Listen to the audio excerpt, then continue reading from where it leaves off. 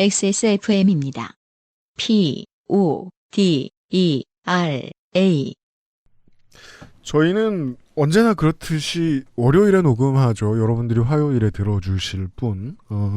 월요일 아침 기준으로 실로 오랜만에 이정우 선생님이 안타를 못 쳤어요. 아, 이제 안 쳐야지 언론에 탄다던데요? 하이라이트 보면 사람들이 짜증냅니다. 네. 댓글에다 뭐라고 하냐면 날짜를 적어줘라. 계속 치는데 네. 어제 거 본 거 또 보면 짜증난다. 아주 오랜만에 무안타세요. 저하고 비슷한 입장인 분들이 상당히 많을 거라고 생각합니다. 응원팀이 못하니까 물 건너간 우리 옛 선수를 보고 있는 거예요. 그 양반이 너무 잘하니까. 이 양반이 요즘 메이저리그 전체의 타격 대부분의 분야에서 10위권 안에 들어가 있거든요. 네. 그러니까 보통 이런 사람 이제 한 10년에 2억 달러 받는 큰 관심도 없는 그 저도 정도의 이정우 선수는 슈퍼스타가 봐요. 돼버렸어요. 그러니까 뭐랄까 그 한국 미디어 입장에서는 포스트 손흥민이 돼버린 거란 말이에요. 저처럼 이제 그 경기장에서 사람 만나기 싫어하고 나랑 입장 같은 덕후를 굳이 만나고 싶어하지 않는 사람들이 집안에 앉아가지고 이런 거 보는 거 되게 좋아합니다. 왜냐면 제가 가끔 이제 고척돔에 갈 때 돈을 좀 크게 써서 그래 오늘은 이길 것 같으니까 비싼 자리에 앉아야지 하고 이제 1층이나 2층 테이블에 가요. 그러면 저 빼고 다 아는 사이예요. 사람들이 이상하게.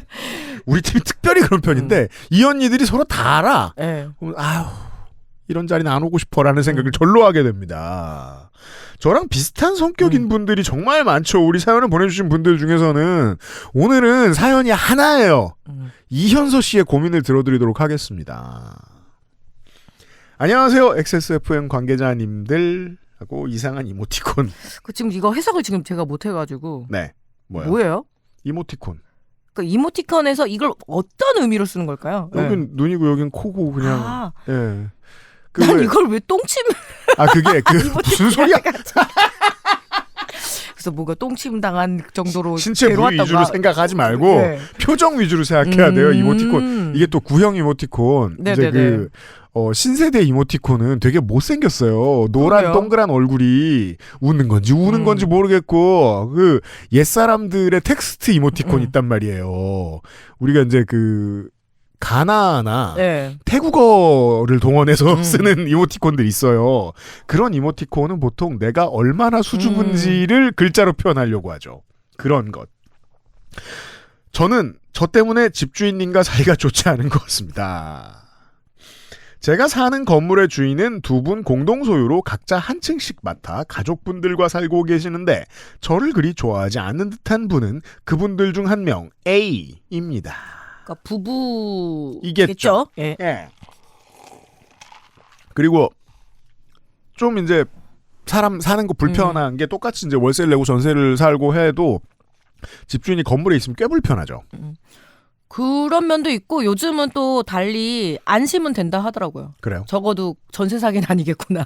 아, 예, 그건 때문에. 좋네요. 그것 때문에 좀 선호도가 올라갔대. 옛날에는 불편하잖아요, 당연히. 그죠? 친구들 부르고 친척들 오고 그럼 뭐라 한다거나 내가 물세라고 한 게 아닌데 물샌다고 뭐라 한다거나 그냥 아래층 위층만 얘기해도 되는 건데. 제가 처음 이 방을 계약할 때 A께서는 저에게 이런저런 얘기를 해주시며 혼자 서울 올라와 사는 거 힘들면 언제든 얘기하라고 말씀해 주셨기 때문에 굉장히 좋은 분이구나 생각했습니다.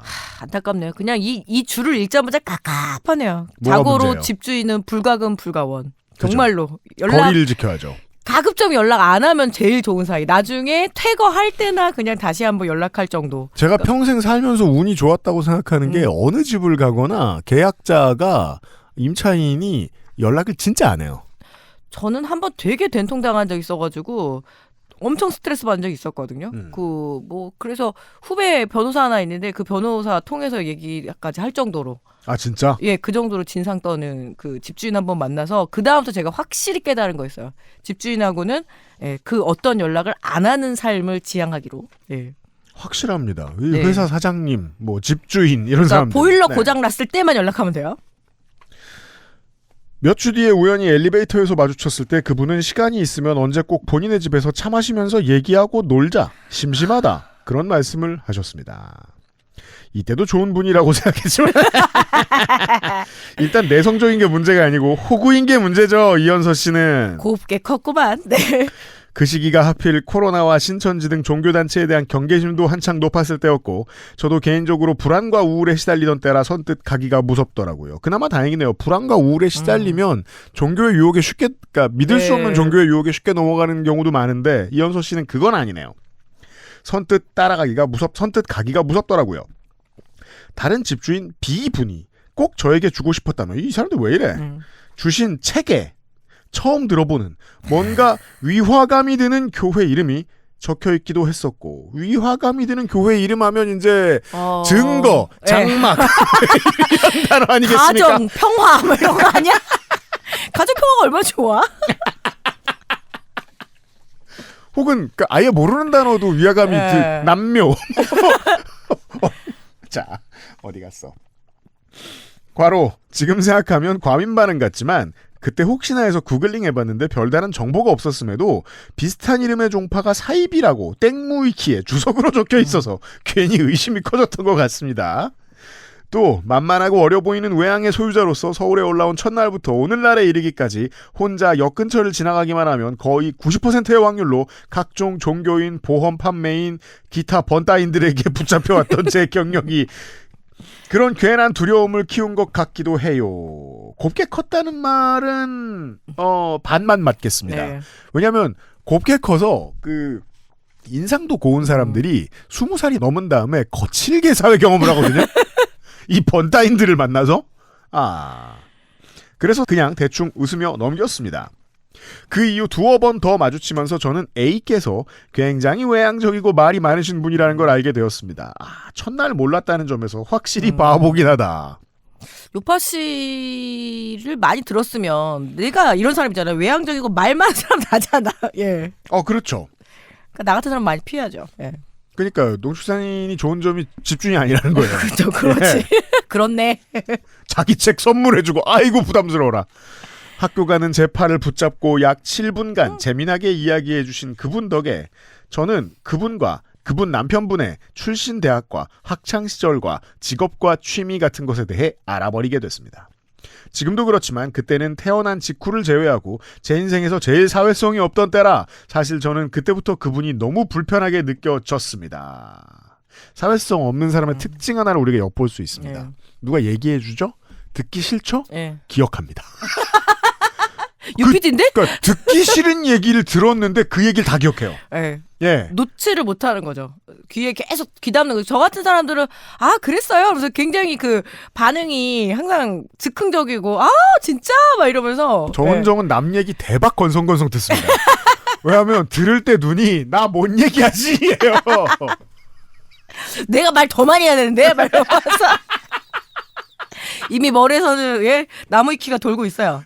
저는 그 즈음부터 지금까지 어떤 시험을 준비하고 있는데 그 다음으로 마주쳤을 때는 그분이 저를 붙잡고 주말에 어떤 사진전 같은 곳을 같이 가자며 너네 공부 많이 안 하고 다 놀면서 하는 거 아니까 바쁘다 그런 말 할 생각하지 말고 가자.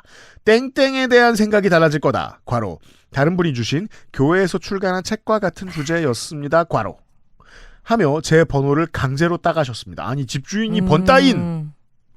뭐 집주인이 세입자 번호를 알고는 있지만 결국에는 이렇게 이제 그러니까 번호 땄다는 게 아예 데려갈 수 있는 권리까지 이제 넘긴 거죠. 네, 나의 신상을 다 넘긴 거네요. 권리를 넘겼어요. 이러다가 나중에 그 집 열쇠 번호 그렇죠 도어락 번호까지 알려주게 생겼는데요. 네. 와 여기서부터는 저한테도 약간 그러니까 아주 살짝 호러물인 게 겪으면 대처할 자신이 없네요. 네. 왜냐하면 계약 기간이 있고 사는 건 내 권리이기도 하고 내 재산을 볼 때 내 의무이기도 하단 말이에요. 어허. 근데 심성적으로는 완벽한 의리죠. 그죠? 예. 저는 개복치 같은 사회성을 지니고 있는 데다 잘 죽는다는 뜻이죠. 겁도 많고 실제로 공부를 별로 안 한 건 사실이라서 딱히 반박도 못하고 이 성격의 특징 하나 또 나왔습니다. 그 적극적인 사람이 헛소리를 하죠? 그럼 돌아본 다음에 그 사람 말 중에 맞는 말을 찾아냅니다. 네. 그러고서 찌그러져요. 그리고 설득당한 나를 그냥 위무해요. 혼자 맞아 나는 설득 당할 수밖에 없었어. 저 사람이 세니까 이 정도로. 그래서 내 거죠. 주변 사람들이 너 대체 왜 그랬어? 그러면 꼭 틀린 말은 아니야. 맞지 뭐 먹고 대학생 뭐. 딱히 반박하지도 네. 못하고 어버버하며 순순히 번호를 드렸습니다. 그 뒤 몇 주간 주말마다 혹시 연락이 오면 어떡하나 하며 불안해했지만 그때 불편한 내색을 비춰서인지 다행히 그 뒤로 딱히 개인적으로 연락이 오진 않았습니다. 이 집주인 내외가 어느 정도까지인지 대충 예측하면서 들을 수 있습니다. 그 후로는 그냥 어쩌다 마주치면 그분 이야기를 들으며 없는 사회성을 쥐어짜내서 최선을 다해 맞장구를 쳐드리고 그렇게 지냈습니다. 중간에 제가 준비하던 시험 경과를 물으시고 1차를 떨어졌다 하니 1차는 보통 붙는데 공부 안 하나 보다 하시며 공부 방법에 대한 훈수를 좀 두신 일 이후로 저는 그분을 더 피하게 되었습니다. 아 정말 이렇게 말하는 유형의 사람들이 좀 있죠. 예. 대박. 네거티브하게. 대박. 예. 아니 지가 돈을 받는 주제에 예. 그리고 이렇게 해서 희열을 좀 느끼는 사람이고 이거 간 본 거예요. 이렇게 해도 뻐럭 안 했으니까. 예. 공부를 정말 많이 안 한 게 사실이고 이거 봐. 아유, 너무 수긍을 정말. 잘해. 예. 결과에 딱히 후회도 없지만 미래에 대한 불안감과 저 자신에 대한 실망 때문에 한참 심신미약 사태였는데 또 마주치면 관련된 얘기를 더 하실까봐. 그러다 2년 반쯤 전에 지금의 남자친구와 사귀 이게 이렇게 오래된 얘기란 말이에요? 2년 반? 그 3년 더 됐다는 얘기 아니야? 그러니까 코로나 때였다고 얘기했으니까. 예.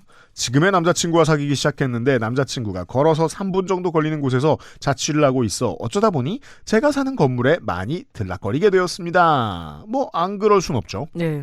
아무래도 집주인분들이 가족과 함께 사는 건물이다 보니 외부인을 경계하실 것 같기도 하고 저한테나 남자친구지 그분들께는 그냥 모르는 남정네를 계속 건물에 들이는 것이니 피해를 끼치는 거라서 자격지심도 있었고 네. 이게 최악입니다. 수줍은 사람이 사람까지 구식이에요. 예. 뭐 자격지심 있어요. 다행이지. 예. 아니 집주인한테나 외간 남자지 나한텐 남자친구인데. 혼인신고 해버렸다 그러든가 그러면. 예. 어이구 참. 어차피 뭐 내 인생이 중요한 사람들 아니잖아요. 예.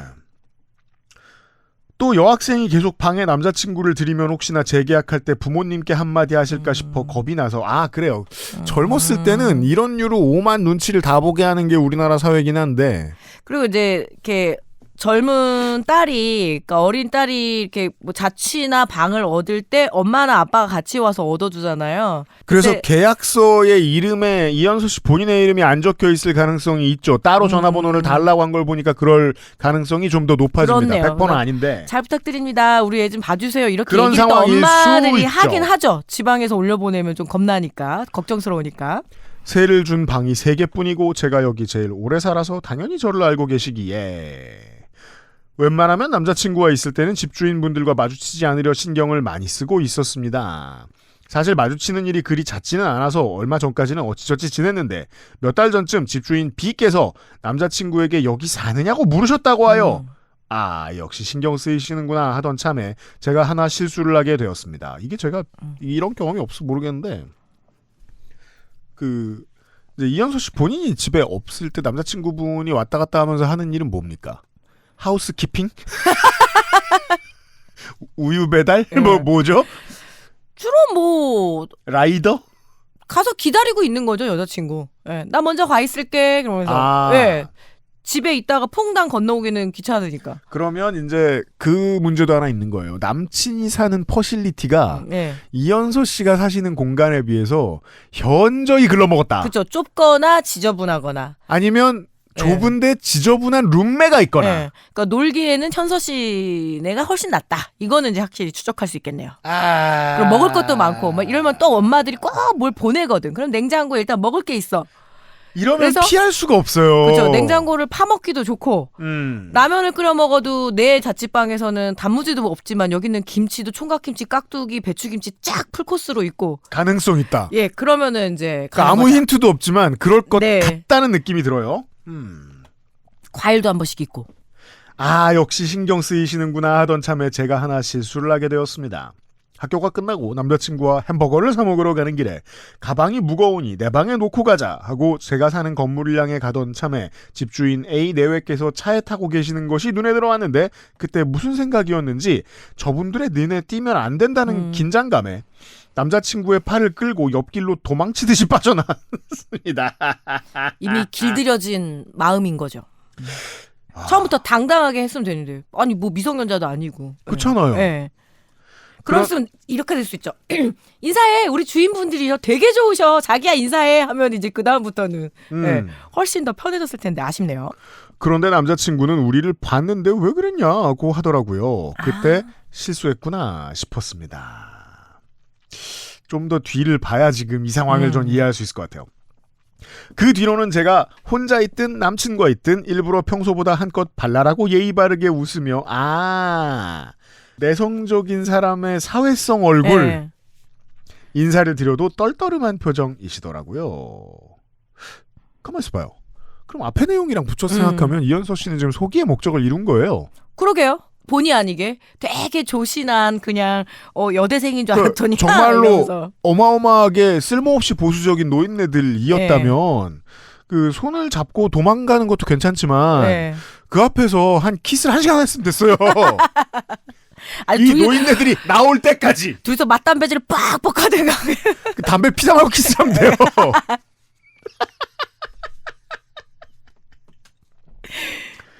예전에 남자친구가 했던 말을 들어보면 그 전까지 그분은 제 남자친구는 꽤 괜찮게 생각하셨던 것 같은데 왠지 미안해졌습니다. 이게 가만히 있어봐요. 이게 여러모로 문화적인 시계가 이제 상대적이지만 네. 저는 여기까지 봤을 때 이분이 20대라는 생각은 1도 들지 않아요. 한 시험을 준비했으니까 학교 졸업하고 한 30대 초반일까요? 아니 30대 초반이면 더 문제지. 예. 30대 초반이어봐야 네. 90년대 중반생이에요. 그러니까요. 여전히. 근데 그때 태어나가지고 우리 방송이 아무리 예의가 없는 말을 많이 하기로서니 이것까지는 내가 예의가 없는 것 같아서 말 안 하던 말이 하나 있는데요. 이건 부모님이 잘못 키운 거예요. 저는 제가 출장 가면 저는 이현서 씨 부모님 탓을 합니다. 네. 이걸 눈치를 본다고? 뭘 잘못했다고? 우리 집이 완전 아지트예요. 출장 가면은 옛날에 조카들도 다 우리 집에서 놀고. 아 그래요? 예, 뭐 남자친구 맞아. 그 얘기 데리고 몇 번 오고. 들었다. 예. 집이 아주 그냥 게임방이에요. 좋잖아요. 게임하기도 좋고 냉장고에 먹을 거 많고. 그래서 그냥 그런가 보다 뭐 성인들이니까. 예. 강하게 다시 삶을 불리셔야겠구만요. 오늘은 오랜만에 친구와 제 방에서 점심을 먹고 나가는데 엘리베이터에서 A 내외분을 마주쳤습니다. 그분은 바로 옆에 선 저를 옆눈으로도 보일 만큼 위아래로 훑어보셨습니다. 진짜 최악 진상이네요. 예. 그렇게 입고 나가면 얼어 죽어 하며 저를 걱정해 주시긴 했지만 왠지 가슴이 무거워졌습니다. 가슴이 왜 무거워져요? 그러니까 굉장히 소심하고 이래서 계속 신경이 쓰이는 거죠. 그분들의 말에 하나하나가 끊어버릴 계기가 있어야 될 텐데. 그래요. 그거 알아요. 친할 필요도 없는 사람인데 친한 척을 하던 사람이 나한테 갑자기 태도를 바꾸면 내 잘못이라고 생각하는 바보 멍청이가 있어요. 이현서 씨 케이스죠. 극소심이죠. 아이고 이걸 어떻게 하면 좋아. 네. 미어캣 같은 반응이죠. 그거 막 몸을 표 하면서. 그러니까 나와 인연이 없는 사진 기자와 계속 네. 라포를 쌓으며 네.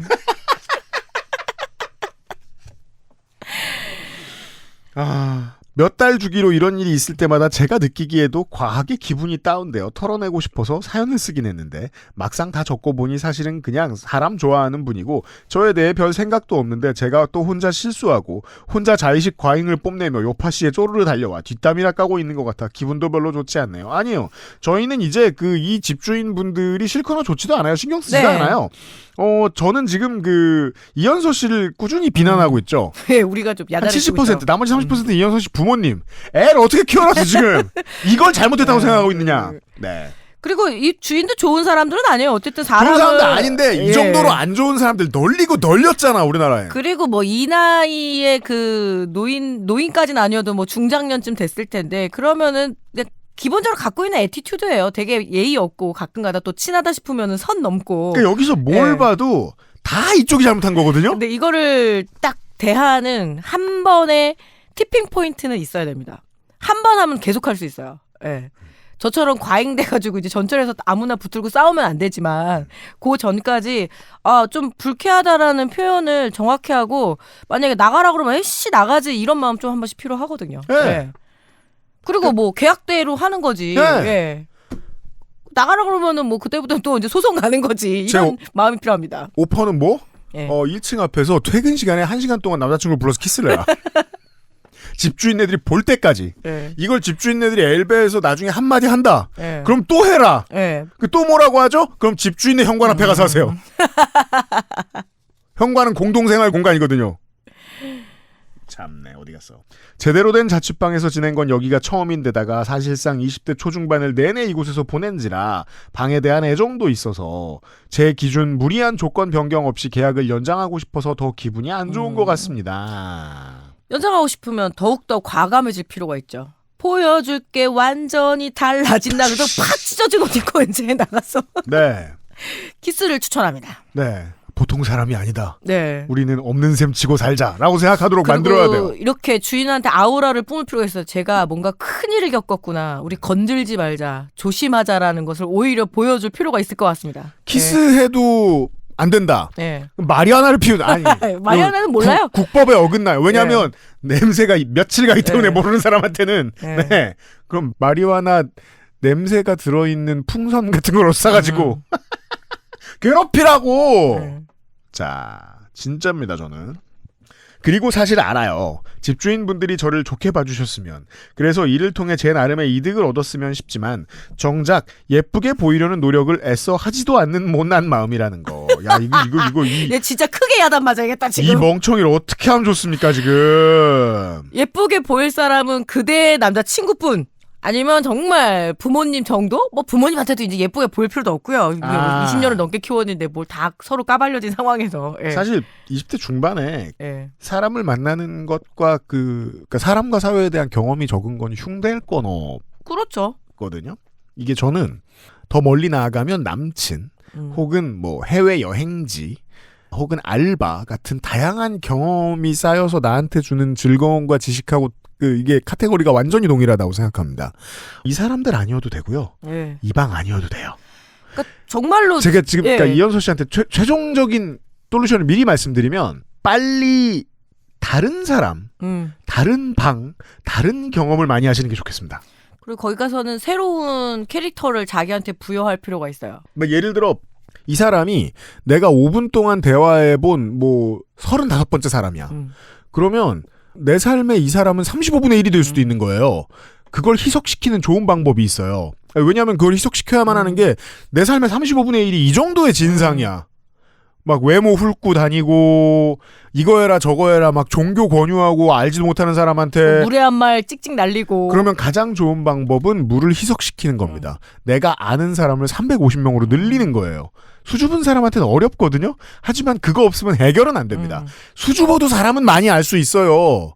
그러니까 정은정은 한 사람하고 친해지면 100시간을 떠들고 지가 9시간을 떠들고 이럴 수 있지만 이현서 씨는 한 사람을 만나서 1시간 대화해도 되잖아요. 30분 대화해도 되잖아요. 그런 식으로 1000명, 10,000명을 만나고 다니는 게 지금 시급합니다. 무리한 조건 변경 없이 아마 그러면 계약 갱신 구간? 그러니까 재계약할 때 있잖아요. 재갱신. 그 갱신이 좋긴 하거든요. 5% 정도만 올려주면 되니까. 금전적인 문제 때문이어서 죽어도 그 집에서 살아야 되겠다고 한다라면 재계약하고 난 다음엔 정말 캐릭터 바꿔야 돼요.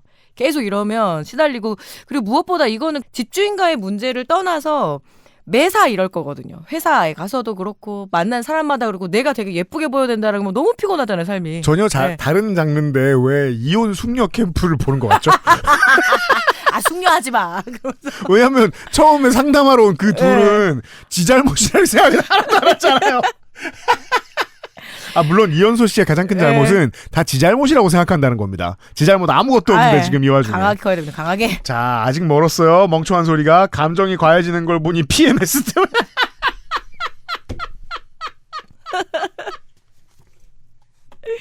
이걸 뭐라고 해야 돼? 여혐이라고 해야 돼? 네. 제가 돌이키지도 못할 잘못을 저지른 것 같고 그냥 몇 년 전에 같이 차 마시고 전시 가자고 할 때 순순히 갈 거라는 생각도. 아이고. 이봐요. 순순히 갔으면 그 증거 가정평화 행복 장막 이런 종교에 갔다니까. 아 정말. 그리고 아마 지금 태극기와 그걸 흔들고 있을 거예요. 아마 성조기를. 네. 예. 이거 어떻게 설명하죠? 그러니까 너무 쉬워서 설명을 못 하겠는 거예요. 이상한 사람한테 잘해주려고 할 때가 있어요, 사람이. 이게 아마도 무슨 전형적인 그 심리학적 용어가 있다는데 그건 생각은 좀 안 나고 요럴 때 지역의 청년들을 대상으로 하는 그 상담 프로그램들이 생각보다 괜찮더라고요. 저는 좀 권유합니다, 솔직히. 저는 이제 제 나름의 소신 가끔 이제 그 사실에서 밝히는데 대한민국에서 경제 활동을 똑바로 하면서 노동으로 돈을 벌고 그 벌이가 모자라지 않은데 행복하게 살 수 있는데 정신도 잃지 않을 수 있는 가장 좋은 방법은 자기 집을 안 가지는 거라고 생각하거든요. 이제 물론 이게 특정 지역의 하나입니다만 적어도 수도권 지역에서는 자기 집을 안 가지는 게 제정신으로 살면서도 행복을 놓지 않는 아주 좋은 그 기반이 될 수 있다고 생각해요. 그래서 저도 평생 집주인들을 상대해봐서 아는 건데 세입자의 집은 두 가지입니다. 물리적인 집과 집주인. 그 둘 중에 하나가 별로면 거기랑 계약 못하는 거예요. 네. 예. 근데 여기까지 따라오기도 힘들 것 같아. 이현서 씨는. 아마 이러고 일주일만 한 이틀만 지나도 내가 왜 그랬지 하고 메일 보내기 취소를 하고 싶어지겠죠. 그러니까 취소했었어야 돼. 네. 내가 지금 잡아먹을 기세 아니에요? 아주 기세가 너무 무섭다. 여기까지 쓰고 친구한테 아까 있던 일을 간단히 얘기했더니 돈은 내가 내는데 집주인이 마음에 안 들어해서 어쩔 거냐고 하네요. 이 말 들으니까 방금 쓴 얘기가 다 너무 멍청이 같고 그렇네요. 아, 이 멍청이의 특징을 알 수 있습니다. 귀도 얇아요. 그렇네요. 제가 왜 집주인에게 예쁘게 보여야 하죠? 진짜 제 마음은 뭘까요? 역추적으로 그 집에 뭐 아주 그 핸섬하고 걸출한 뭐 아들이 있어가지고 이 집 며느리로 들어갈 마음 아닌 다음에야 남자친구도 있다면서요.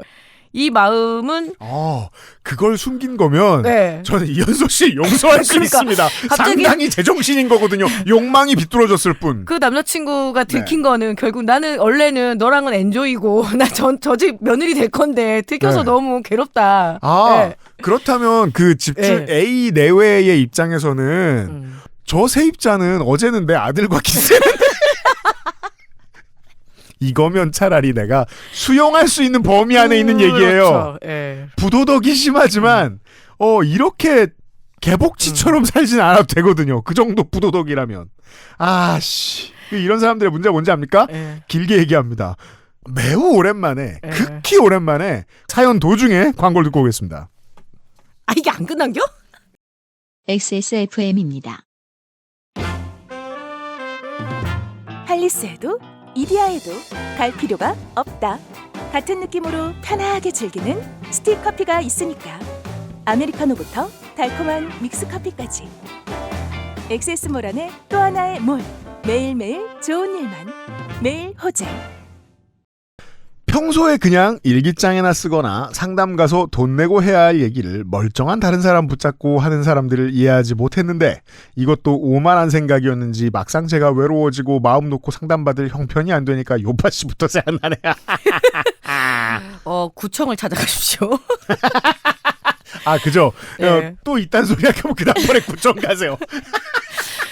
구청에서 보건소로 다 안내주고 특히 요즘 청년들에게는 정신건강, 마음 돌봄 막 이런 프로그램이 너무 잘 돼 있더라고요. 근데 예전보다 그쪽에 확실히 네. 지자체들이 세금을 잘 씁니다. 그래서 그 구의 청년 몇 명 살려주는 일은 구에서도 군에서도 어렵지 않게 할 수 있습니다. 자, 저야 보내면 나름의 후련함을 얻고 끝이지만 이걸 읽으셔야 하는 분들께 부담드려서 다시 죄송합니다. 자, 스텝 1 죄송하단 말 하지 마요. 네. 입에 거의 죄송하단 말이 붙어 있어요. 피부에 정말 각질처럼. 내가 미치겠다. 죄송하단 말 하지 말아요. 하나 떨어지면 또 붙여. 네, 죄송합니다. 이러면서. 앞에 얘기하는 전혀 관련 없지만 그 일을 계기로 자기 연민에 빠져 있으려니 옛날 일들이 생각나서 적어봐요. 제가 보기엔 자기 연민이 아니라 이 정도면 자기 혐오예요. 차라리 연민이면 낫지. 지금 그래서 용케 숨기고 있는데 우리 정도 살면 알아보기 어렵지 않습니다. 우리 정도 나이 먹으면. 저는 제가 아는 한 항상 사회성이 없어왔고 제가 아는 모든 사람들 중 가장 사람 만나는 걸 무서워하는 사람입니다. 초등학교 4, 5학년이 되어서야 친구라는 개념이 생겼던 게 아직도 기억납니다. 그전까지 저는 그냥 강아지처럼 엄마가 어디로 데리고 가면 따라가고 앉아있으라고 하면 앉아있고 누구랑 놀라고 하면 놀고 그렇게 살았습니다. 그러다 어느 날은 엄마가 저를 어디로 데려가서 가봤더니 평생 본 것 중에 가장 많은 아이들이 오와 열을 맞춰 서 있더라고요. 무서워하며 저도 그 사이에 굳어 있었습니다. 초등학교 입학식이었습니다. 저는 누가 시키지 않는 이상 말도 거의 없고 표정 변화도 거의 없는 아이였습니다. 2학년 개학식 날 선생님께서 우리 반에 우리가 신경 써줘야 할 지적 장애가 있는 친구가 있는데 오늘은 감기에 걸려 결석했다. 뭐 그런 얘기를 하고 계셨을 때 옆에 앉은 남자애가 저를 건드리며 너야? 하고 속닥거린 게 기억나네요. 저는 그냥 걘 아파서 오늘 못 나왔다는데 왜 말을 못 알아듣지? 하는 생각만 했습니다. 꽈로 이런 애들 꼭 있죠. 꽈로. 누구요? 이현서 씨요? 아니면 저놈이요? 그냥 뒤통수를 그냥 확 후드려 까줬어야 되는데. 그죠? 이현서 씨 말씀대로 그런 이제 아직 충분히 예절 교육을 못 배운 네. 애들은 어디에나 있고, 네. 알고 보면 이현서 씨 같은 애들도 어디에나 있습니다. 왜 눈에 안 띌까요? 답은 뻔하죠. 네. 그 뒤로 땡땡이 치고 화단 진달래꽃 뜯어먹는데 저를 데리고 나갔다가 같이 손바닥을 맞거나 괄호 저는 맞는 순간에도 왜 맞는지 몰랐습니다. 괄호 두셋이서 저를 둘러싸고 넌 왜 이상한 게 구냐며 괴롭히던 친구도 저를 운동장으로 데려가더니 냅다 본인의 철봉 실력을 자랑하던 친구도 저를 문구점에 데려가 제 돈으로 불량식품을 사 먹고는 엄마에게 혼나자 제가 데려갔다고 덮어씌우던 친구도 평소 얘기도 안 해봤는데 늘 혼자 다니는 제가 신경 쓰였는지 집에 들어가서 떡볶이를 같이 먹어준 친구도 하얀 토끼 인형에 떡볶이 국물이 흘렀는데 혼내지도 않고 괜찮아 하고 그냥 빨래를 돌리시던 그 친구의 엄마도 제가 좋다며 마구 달려들어 저를 껴안고 뽀뽀하던 친구도 괄호 이 친구를 정말 싫어해서 도망다녔던 기억이 납니다. 괄호 쉬는 시간마다 같이 웃으면서 이런저런 얘기를 하던 친구도 너는 못생겼는데 왜 그림은 잘 그리냐던 친구도 괄호 저 안 못생겼고 미대생도 아닙니다. 괄호 왜냐면 초등학생이었거든요. 혼자 급식을 먹고 교실로 돌아가는데 뒤에서 뛰어와 제 손을 꼭 붙잡고 아무 말 없이 걷다가 얼굴이 빨개져 도망치던 친구도 늘 문구점에서 조그만 괴담책이나 불량식품을 사와 옆자리에 있는 제게 나눠주고 학교가 끝나면 계속 혼자 있어서 심심하다며 늦게까지 저를 데리고 제가 모르는 곳들을 쏘다녔던 엄마가 친하게 지내지 말라던 친구도 있었어요. 괄호 잘 기억은 안 나는데 아마 그 친구한테는 진짜로 엄마가 너랑 친하게 지내지 말래 했던 것 같아요. 아니었으면 좋겠지만 그 뒤로 같이 논 기억이 없네요. 제가 개입 안 하고 쭉 들어봤는데 과잉 기억이네요. 네. 기억이 너무 많아요. 레인맨? 네, 기억이 너무 많고 그러니까 그 매번 사연을 계속 곱씹으면서 계속 상황 설정할 것 같아요. 그때 이랬으면 저때 이랬으면 그러면 이러면 되게 추억이 아니라 내 인생을 괴롭히는 과잉 기억일 뿐이거든요. 100%의 확률은 네. 아니지만 기억이 과잉한 사람은 기억이 적어요. 네.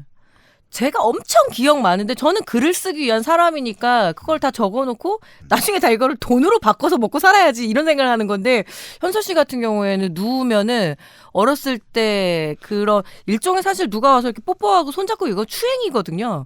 그때 대응하지 못했던 그 여파들 계속 있을 것 같아요. 그러니까 제가 워낙 소심하고 하다 보니까. 이제 이현수 씨를 보면서 이제 제 생각을 하는데 저도 그 상당 부분 기억이 또렷한 편인데 그 또렷한 기억이 이제 장가가고 좀 많이 없어졌거든요. 왜냐면 인생이 너무 바빠져서. 저도 좀 그런 편. 네. 그 전까진 기억이 적어요, 저도. 예. 사람 만나는 거 일부러 많이 피했고 하다 보니까. 그런데 지금 보니까 제가 보기에도 저는 정말 이상한 애였는데 제 주변에는 어쨌든 먼저 다가와줬던 좋은 친구들도 제 생각보다 정말 많이 있었네요. 뭔가 눈물이 나려는 듯해요. 제가 이게 왜 웃긴 줄 압니까? 여러모로 캐릭터가 너무 분명해지고 있기 때문입니다. 이현수 씨 울어요, 울어. 네. 뭐 내 딸이냐? 울어. 아주 일관적이구만. 어쨌든 그게 딱히 서로 암묵적 약속이나 의리 같은 의무를 지고 있는 친구라는 생각은 안 했습니다. 그죠? 세상 모든 개념이 이현서 씨 앞에 와서 다 무거워지죠. 중력이 세지죠.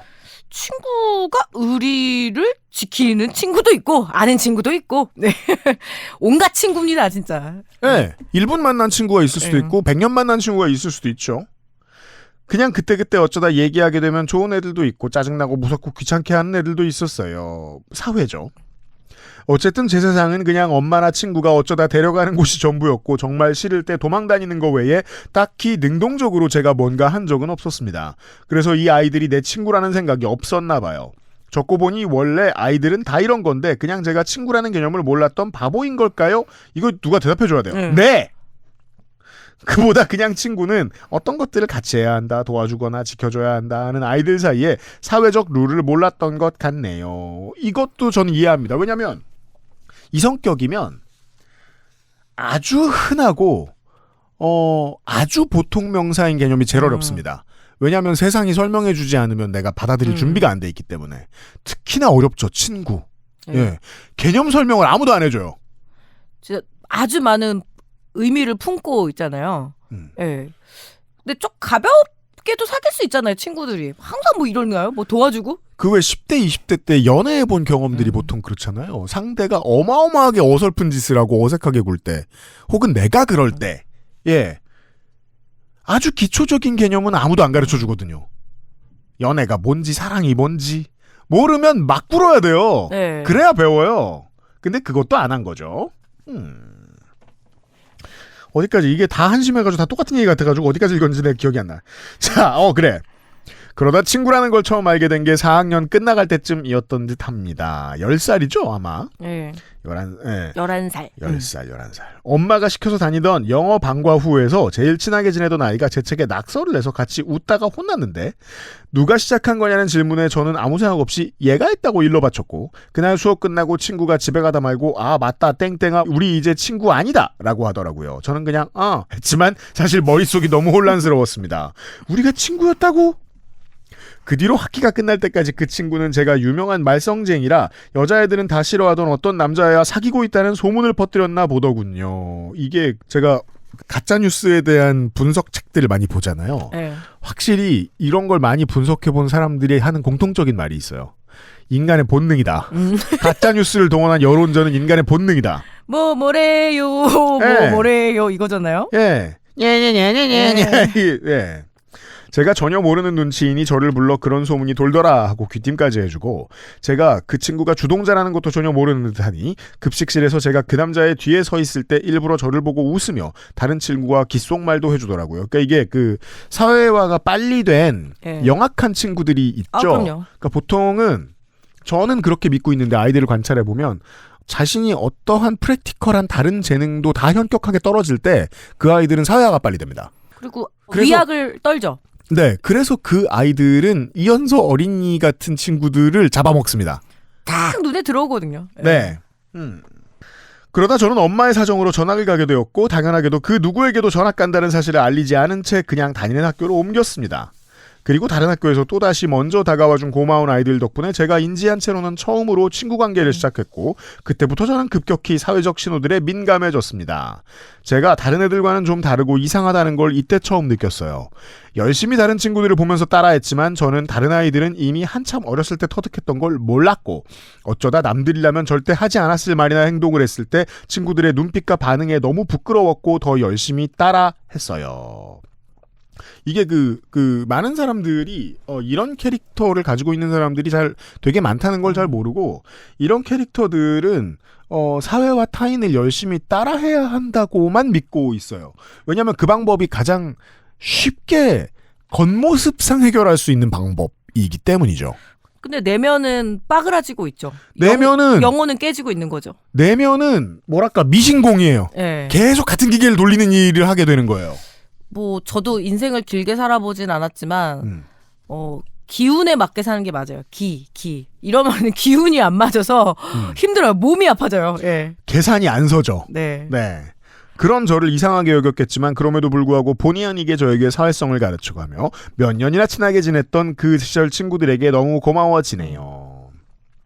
아무튼 저는 고등학교 때까지 그렇게 지냈습니다. 초등학교 때는 반 아이들이 모두 싫어하던 지금 생각하면 그냥 일종의 놀이였던 듯합니다.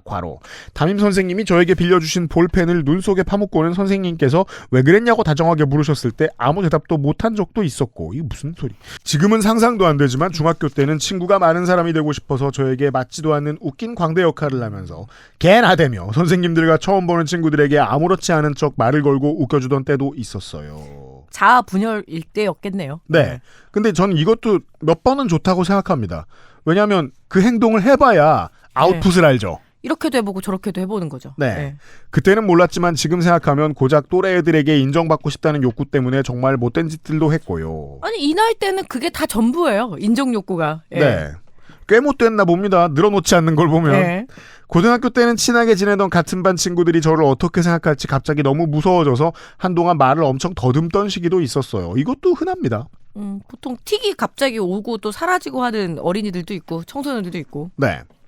지금 저는 세상의 이치를 통달한 듯 한없이 자신만만하던 바보 시기와 코로나를 핑계로 세상으로부터 단절되었던 우울한 시기와 부모님보다 저를 더 잘 알고 사랑해주는 사람들을 만난 운 좋은 시기를 거쳐 그때와는 또 전혀 다른 사람이 되어 있네요. 무슨 왜 거짓말해. 해피엔드로 가기 나아지지 위한 않았구만. 주작인디? 예. 예. 지금은 정말 제가 좋아하는 극소수의 사람을 제외하면 딱히 누구와 대화해도 더 친해지고 싶다는 생각이 들지 않아서 먼저 만나자고 하는 사람들도 다 쳐내서 없습니다. 근데 집주인한테 왜 그러냐고. 그러게요. 이게 되게 아싸란 사회생활의 기본 아닙니까? 예. 딴 집을 알아보는 게 무서워서라도 지금 서설기고 네. 있는데 길거리를 지나다니는 사람들이 무서워서 일주일 동안 밖에 못 나가면서도 막상 나가면 전혀 모르는 가게 점원분과 눈을 마주치고 웃으며 인사하고 주문하는 거나 카페 옆자리에 앉은 분들이 가방치 보실 수 있나요? 감사합니다 같은 말을 하는 게 사람과의 커넥션 같아서 좋아요. 여기에 아직 익숙해지는 중이란 네. 소리입니다.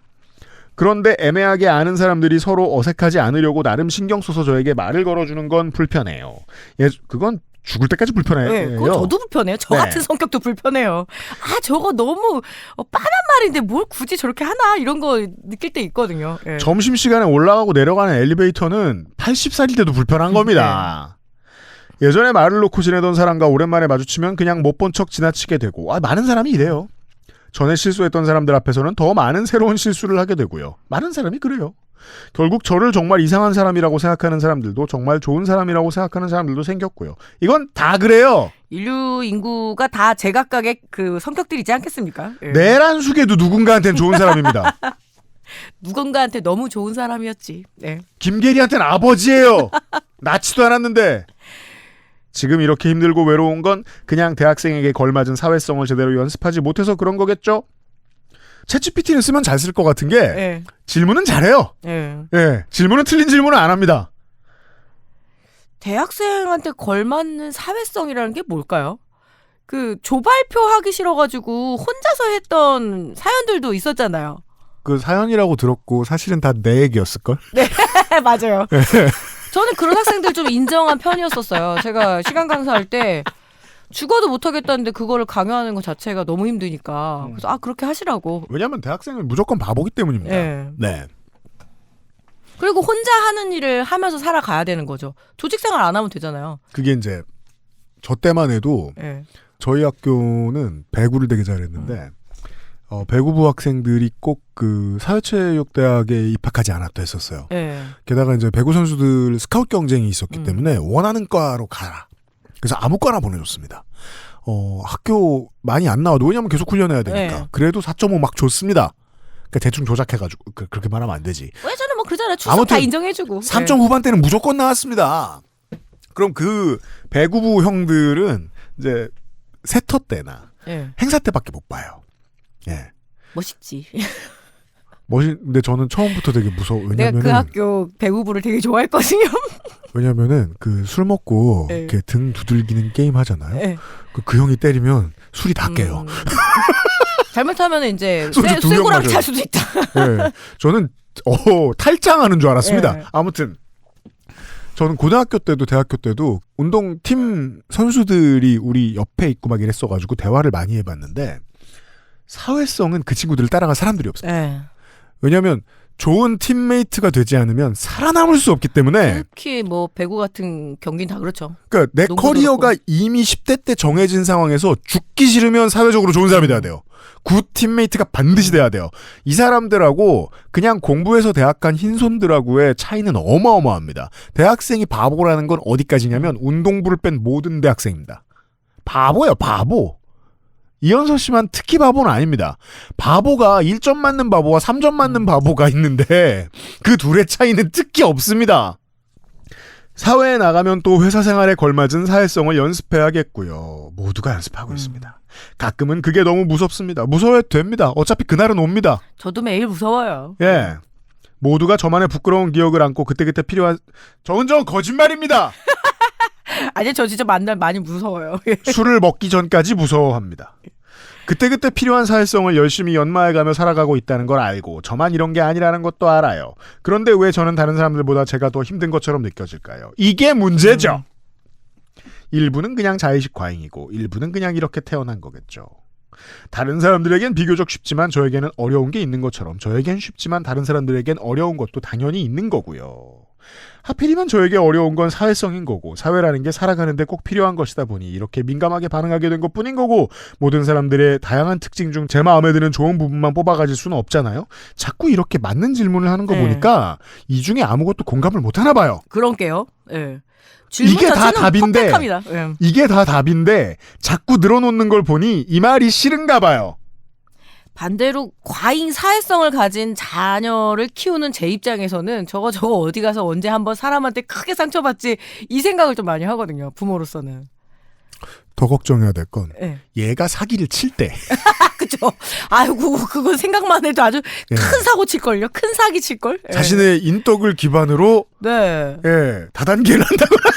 사회성이 얼마나 좋냐면은 제가 그냥 평범한 첨첩장을 봤잖아요. 그들 누구 교수님 아들 결혼하네. 우와 호텔이래. 이러면 엄마 나도 가면 안 돼? 이렇게 얘기하는 것까지는 그냥 농담인데 진짜 따라오는. 가서 오랜만에 다 인사하고 용돈까지 받아오고. 엄마의 눈 속에 공포가 드리워져 있습니다. 진짜 그 사회성은 제가 너무 놀랍습니다. 근데 힘들어요. 네. 그거 자제시키는 것도. 저는 이상한 사람이지만 제가 좋아해주는 저를 좋아해주는 사람들이 저에게 느끼는 매력이 그 이상함에서 나온다는 것도 알아요. 결국 사회성은 저에게 중요하지 않은 적당히 필요한 사람들에게 적당히 필요한 반응을 해주는 법을 연습하는 거군요. 적어도 제가 지금까지 살면서 배운 거에 의하면 이건 정답은 아닙니다. 네. 왜냐하면 사회성이 적은 사람들은 이현서 씨가 말씀하신 대로 특별한 다른 재능을 가지고 있어요. 저는 인간의 재능은 풍선 같은 거라고 생각하거든요. 한쪽이 찌그러져 있으면 다른 한쪽은 부풀어 올라 있습니다. 그래서 제가 사회성이 너무 좋은 사람을 가급적 쓰고 싶지 않은 겁니다. 사회성이 너무 좋은 사람은 다른 능력이 없을 가능성이 매우 높거든요. 왜 나를 그렇게 쳐다보면서. 실제로 정원적인 사회성이 있는 게 아닙니다. 저렇게 말 많이 하면 친구가 되고 싶지 않습니다. 제가 조직생활 안 하는 이유가 있잖아요. 내가 말 많이 해야 되는데 상사가 내 입 틀어막을 거 아니야. 그런 사람들이 지금 요파시 진행하고 있는 거예요. 그럼 답답하면 나는 내가 그들이 가장 필요한 때는 그때거든. 친구가 되셨으면 말하는 게 아니야. 그냥 말 많으니까 말하다 가라. 너무 좋아 이 프로그램. 이런 의미라고. 자, 그래서 이현서 씨는 분명히 다른 특별한 탤런트가 있습니다. 근데 그 탤런트가 사회에서 쓰이고 그 탤런트가 인정받고 그게 사회에 도움이 되는 것으로 정평이 나죠? 그러면 이현서 씨한테는 더 많은 사회성이 필요합니다. 주로 텍스트 보는 직업에는 어울리는 차분함이죠. 예. 네. 그래서 그 둘은 커리어가 이어져 가면 상보관계가 됩니다. 네. 재능이 좋은 사람은 사회성을 쌓아야 됩니다. 사회성만 좋은 사람은 재능을 쌓아야 됩니다. 안 그러면 노년은 불행하고 시시합니다. 이건 답이 아닙니다. 적당히 반응하고 말면 된다. 물론 월급 루팡으로 늙어 죽을 수도 있죠. 하지만 20대 중반에 그런 계획을 갖고 살아갈 수는 없잖아요. 제가 그 얘기 많이 하잖아요. 글은 말을 하기 위한 대본일 뿐이었다. 왜냐하면 글이 돈이 안 되잖아요. 책을 내도. 네. 그래서 어느 순간에 책만 쓰고 살고 싶어 이 말이 세상에서 제일 웃긴 말이라는 걸 제가 알아요. 특히 방송 작가님들. 그 작가님들 뭐 글만 쓰면 된답니까? 사람 섭외해야 되잖아요. 온갖 진상 출연자들 비위 맞춰야 되잖아요. 이 두 개가 같이 가는 사람 우리가 보통 베테랑이라고 얘기하잖아요. 방송 작가는 딱 정신과 의사 다음으로 사람 잘 다룹니다. 그거 안 되면 안 됩니다. 그거 보면 못하면 이탈하는 거예요. 처음에 예능 작가 들어오시는 분들은 내가 수줍어서 앞에는 못 나서겠고 그렇게 생각하거든요. 결국 카메라 들어오기 전까지 맨 앞에 나와 있는 게 예능 작가들인데 그러니까요. 네, 알고 나면 늦었죠. 계속 가야 됩니다. 좀 더 보죠. 왜 이렇게 후련하죠? 왜냐면 날 답답하게 했으니까 그러지. 나한테 퍼놓고 왔으니까 그러지. 아직 읽고 계신다면 이 새끼 뭐지? 라고 생각하실 것 같네요. 뭐 지금까지 충분히 보셨고요. 다른 아이들에게 비해 많이 늦고 이상하게 굴던 그리고 아직도 남들보다 많이 부족한 제가 부끄러워서 지금까지 한두 명에게 대충 이야기한 걸 제외하고 꼭꼭 숨겨오던 얘긴데 막상 글로 자세히 써보니까 진짜 아무 일도 아닌 것처럼 느껴집니다. 아무 일도 아니지 않다고요. 처음부터 이런 글을 쓸 생각은 아니에요. 그러니까 남자친구랑 뽀뽀만 1시간 했어도 아니면 그 집 며느리로 들어가겠다라는 사회 계획을 쓰겠어요. 아니면 그 집 남자를 건드리지 않았어도 네. 결국 일기처럼 다 써버리고 혼자 결론도 내고 기분도 좋아졌네요. 아무렇게나라도 써볼까 하는 마음의 씨앗을 심어주셔서 요파시 관계자 여러분 모두 감사합니다. 그리고 이미 말 너무 많지만 한 번만 덧붙이자면 자립하는 사람은 혼자 모든 걸 하는 사람이 아니라 아주 많은 것들에 조금씩 의지해서 한 군데 과하게 의존하지 않는 사람이라는 말을 인상 깊게 봤는데요. 저는 아무래도 아직 사람과의 관계를 많이 유지할 능력은 안 되는 사람인 것 같아요. 그 분석은 정확합니다. 그래서 혼자 하는 취미 등에 많이 의지하는데 그중에 가장 중요한 게 요파씨입니다. 그러니까 제가 개갈궈야 됩니다. 지금. 제가 의지할 만한 기반을 더 많이 만들기 전까지 좀만 과하게 의존하겠다고 살펴시 부담드려 봅니다. 그럼 반성문도 저희한테 보내세요. 호르몬에 거나하게 취해 관계자분들 붙잡고 인생 한탄이나 해서 죄송하고 호르몬 핑계 대지 말라고. 호르몬 장난질이면 갱년기인 제가 지금 우주 최강이죠. 그러니까 저 혼자한테 맞는 수가 있어요. 일로 오세요. 이런 엉망진창 사연도 끝까지 읽어주신다고 말하며 계속 존재해주셔서 감사합니다. 네, 이현서 씨의 엉망진창 사연이었습니다. 우리가 말이에요, 20대 청취자 여러분들의 이런 귀하고 멍청한 사연이 올 때 우리가 이제 그 꼰대 청취자가 많잖아요. 참견을 좀 해줬으면 좋겠습니다. 네. 실제로 뭐 또 이렇게 내담을 많이 하시는 분들 계실 거 아니에요? 그럴 수도 있고, 우리 그 의학 노동자들이 계실 수도 있고. 이 정도로 길게 썼으면은 되게 중요한 하나의 근거가 될 수 있을 것 같아요. 그러니까 네. 말이에요. 뭔가 말씀을 얹어주세요. 저도 지금 이 순간부터는 좀 신중해지기 시작했어요. 나만 이 사람 싫은가? 지금 나만 이 사람 혼내고 싶나? 나는 좀 짠하죠. 자식 버리니까. 예. 이게 나도 싫다고 말하는 게 예. 너무 짠해서 싫은 그러니까 거예요. 짠하니까. 예. 짠하면은 좀 아우 외면하고 싶지. 아우 막 이러면서 또 막 이러면서. 그러니까 내 딸이 어디 가서 이렇게 허구한 날 맞고 들어온다. 예. 아니, 남자친구 사귀면 그럼 나는 물어보면 진짜 돼요. 복장이 터지는 게 얘한테도 화를 못 내겠고 내가 밖에 나가서 대신 복수해주고 다닐 수도 없고 리암 니슨이야? 예. 아마 부모님도 정말 선 하나 어기지 않는 그런 스타일이셨을 것 같은데. 예. 답답합니다. 주로 이제 가족 상담 필요하다고들도 막 얘기하고 이러죠. 이럴 때는. 그렇습니다.